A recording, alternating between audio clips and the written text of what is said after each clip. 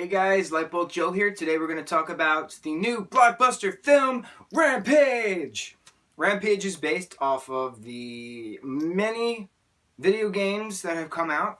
Rampage, the original arcade game, came out in the early 80s, followed by a 1993 re-release for all of those current game systems, followed by another re-release and another re-release and different stories, and it's all the same. It was all the same, just different, kaiju, different giant monsters destroying cities for points and things and etc. I believe the main story is you're a guy in a lab and you turn into this monster kind of a thing. But the movie made it logical.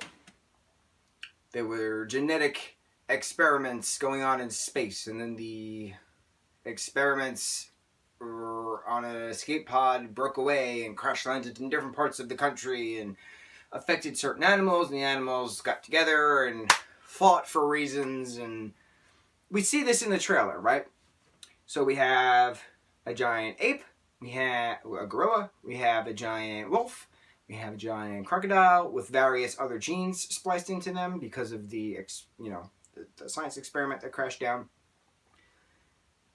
It was awesome. I had medium expectations for this film because I was like, all right, Rampage. I still have the toys from the early 90s, when I was a wee little kid. I still, have the game on my Sega Genesis somewhere in that corner, actually. Buried under that pile is my Sega Genesis. I wonder if that still works. So I'm familiar with the Rampage, series of being a monster and fighting things and eating humans and, fun stuff, fun monster. It's a fun monster movie, right? Monster movies are supposed to be fun.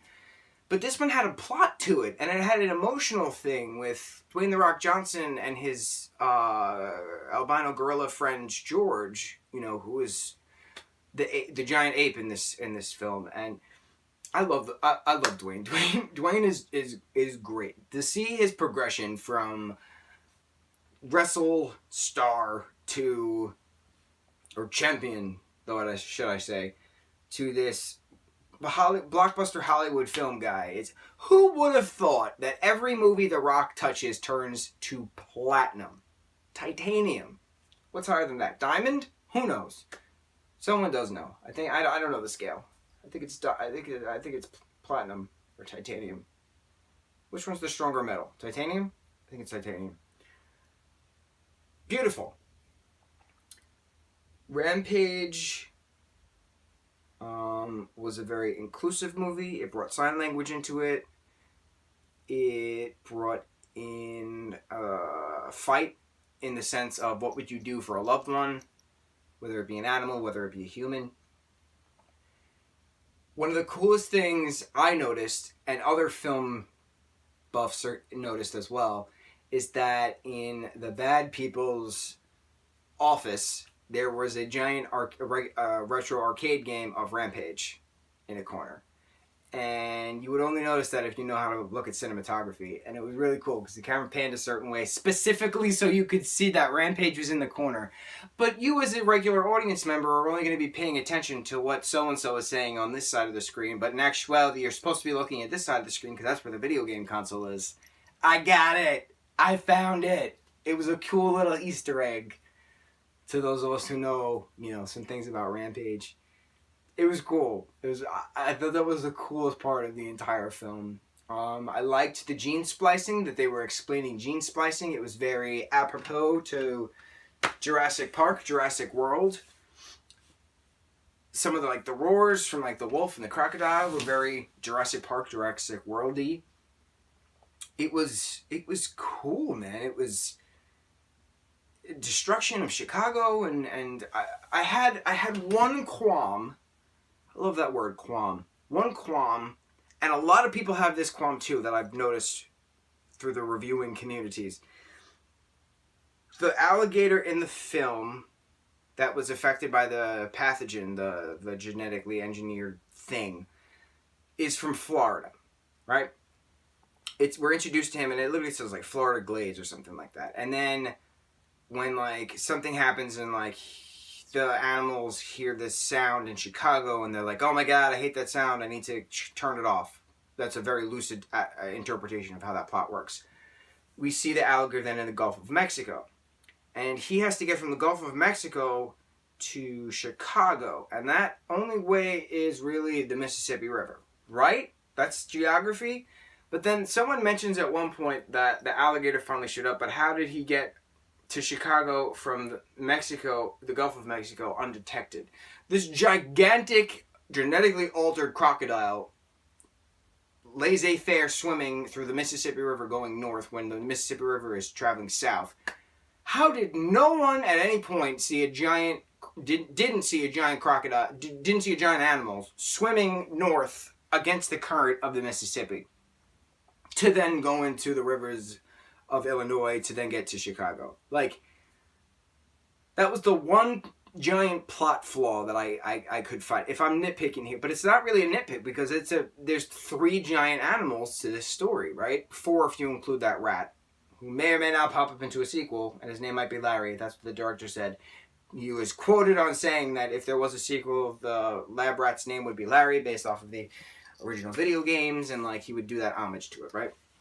Anyway, that's the one flaw that I really found in this film, is that how the hell did the alligator get from Florida to Illinois without being noticed? What they should have done is they should have had an alligator in a zoo closer to Chicago. That would have been more believable, because George the gorilla was in a zoo in, where was he? San Francisco, San Diego, San Jose?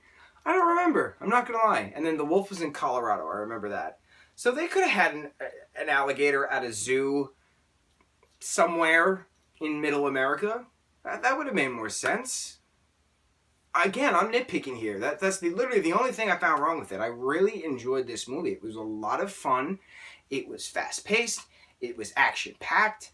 It was emotional at times. I applauded. Doesn't happen that much. So for that, you know, based off my one little qualm and how much fun I actually did enjoy it, I'm giving... This is upside down. I'm really tired. I apologize. Rampage, a solid 9 out of 10 bolts. It was a good film. That was an awful, horrible way to describe it. Terrible. No good. Very bad. Awful. I apologize. It was a stellar film. It was a stellar monster movie. Can't go wrong with kaiju destroying a city, man. You just you can't. It's just constantly always going to hit gold. And, obviously, it has become a blockbuster film. Why? Because The Rock is in it. Why? Because it's kaiju. Kaiju are big. Kaiju are in right now. People need to know that monster movies are great.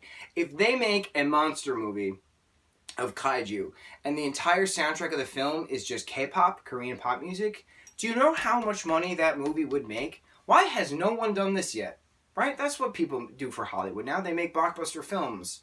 If it's a blockbuster film.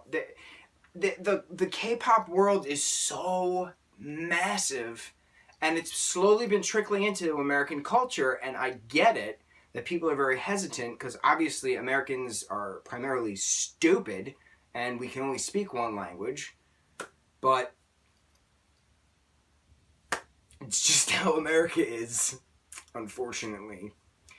United States of America. Hoo-ha.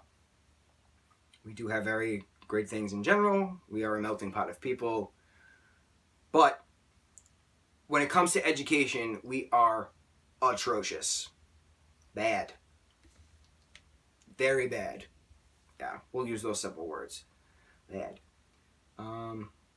Yeah, so, I'm sorry. Out of focus. Rampage, 9 out of 10 bolts. Give it a watch. Tell me what you think. Comment down below. Mucho mahalo.